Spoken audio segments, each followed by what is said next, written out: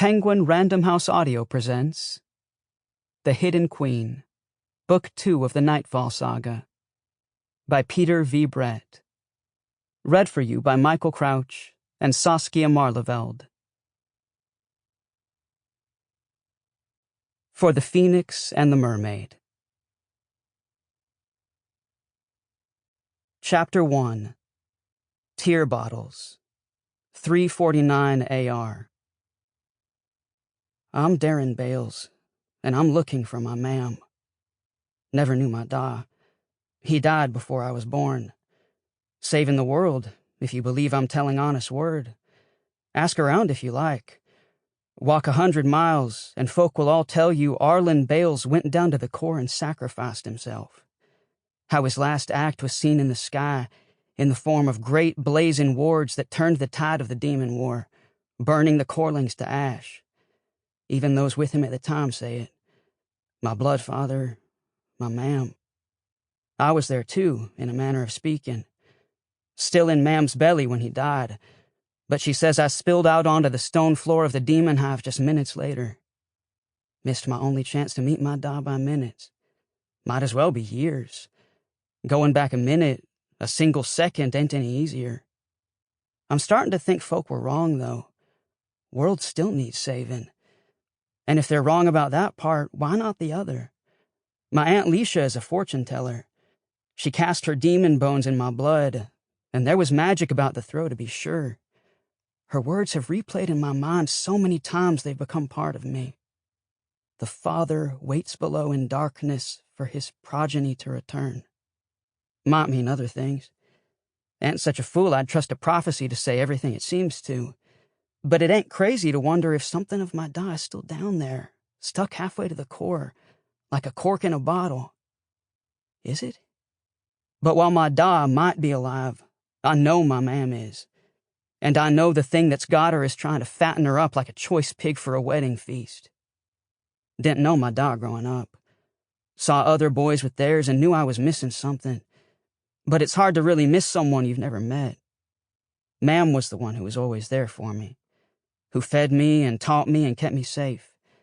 Ma'am, who felt strong as the sun. Now she's gone. Taken. And I'm left to care for myself best I can. It's good I got help, because I don't think I could do it alone. Since my firstborn day, folk have been trying to see something of Ma'am and Da in me, and they always go away disappointed. And it ain't just myself I need to take care of. All those years Ma'am looked out for me. What kind of son would I be if I didn't come after her? Even if it means walking into the lair of a creature the jongleurs have a dozen names for, each scarier than the last. The Demon King. The father of evil. Alagai Ka. He has some plan to hatch a new hive queen. And if he does, what did Da even die for if I let Alagai Ka bring it all back? If I let him feed Ma'am to a hatchling queen and repopulate the hive with a new generation of demons, just when folk were starting to have a taste of what life could be without him? I ain't up to the job of stopping him, of course. I've got 15 summers, and the Demon King is older than a mountain.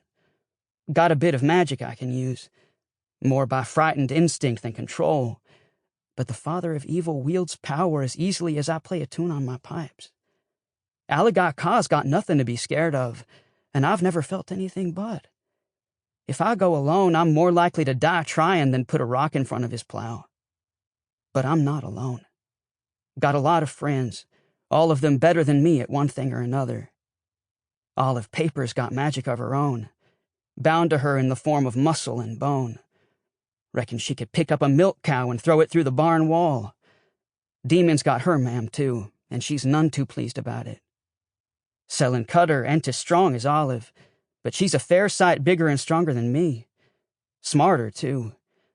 Don't know I would have dared any of this, trekking hundreds of miles through a desert to find Olive if I hadn't known Selin would be around to keep me safe. Eric and Rojva, my cousins in all but blood, project confidence and assurance I can never have. Eric is built like a prize bull, and the best fighter I've ever seen short of Olive. Rojva's music puts mine to shame, luring demons and folk in close and putting them under her spell. I can't save our parents alone, but maybe all of us together can. Want to get on with it.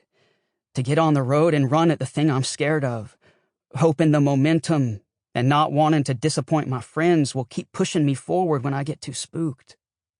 But first, we got some business left to attend. The funeral ain't all that different from one of Tender Harold's seventh-day services back home in Tibbetts Brook.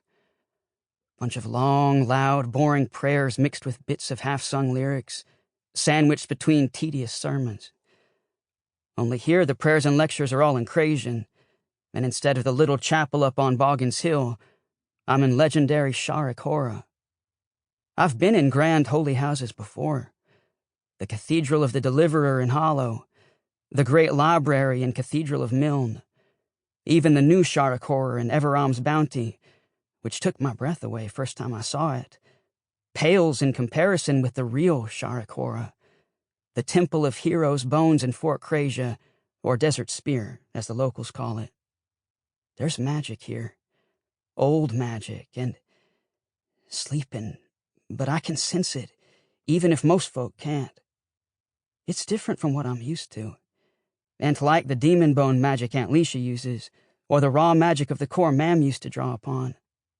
Not like the magic inside me, born in darkness, or the demons themselves, saturated with magic from the dark below. It's just past dawn, sun streaming through the stained glass windows to fill the place with color and light. Sunlight burns magic away, but it has no effect on this place. Not like it does on me. I'm as covered up as custom allows, showing nothing but my face and hands. Still the light hurts, and not just my eyes. It dizzies me and makes my skin itch and burn. Magic comes out at night and clings to me like a stink until sunrise scours it off like sandpaper in a bucket of scalding water. At night, the Temple of Heroes' Bones comes alive, like it's got a will of its own. Reckon it does, shaped by the dying emotions of warriors who gave their lives defending humanity from the corelings. That purpose radiates from the bleached and lacquered bones that decorate every surface of the temple, a golden light that can only be seen by those with magic of their own. Chandeliers made of hundreds of skulls stare down at us. I can sense every bone in a body, even if I ain't got names for 'em all. Altars got a bit of everything, arranged like a jigsaw floor to ceiling.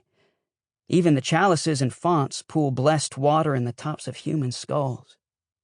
Alcoves around the room hold entire skeletons of great Kai, captains of the demon war, holding spear and shield even in death.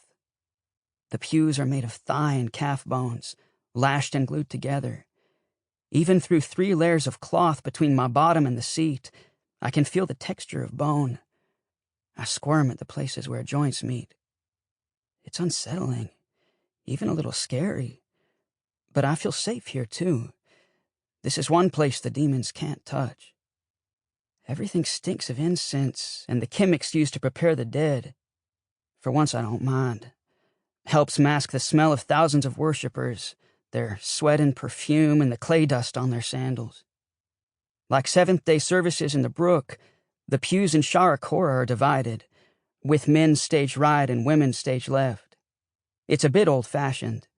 The free cities stopped the practice ages ago, and one of many reasons I used to skip services whenever I could get away with it, which was most of the time. Here it means I'm on the men's side with Olive, Eric, and a few hundred Sharoom warriors. Meanwhile, Selin and Rojva are stuck across the Isle from us with the women. Don't make a lot of sense to me, splitting up families across the Isle like this. And what about folk like Olive who fit on both sides? Or maybe neither. Not that she looks out of place. I'm the one who doesn't fit. Everyone in my row, Olive included, has at least 6 inches and 100 pounds on me, not counting their armored robes, which puff them up even more. And it ain't exactly subtle that I'm the only one not wearing black, or Crasian robes at all. Stand out like a sheep in a night wolf den. Across the aisle, Selin stands out just as much. She's taller than most men, and towers over the other women, thick with muscle and puffed by armored robes of her own. Like me, Selin refuses to dress Crasian, which has its disadvantages. Sample complete. Ready to continue?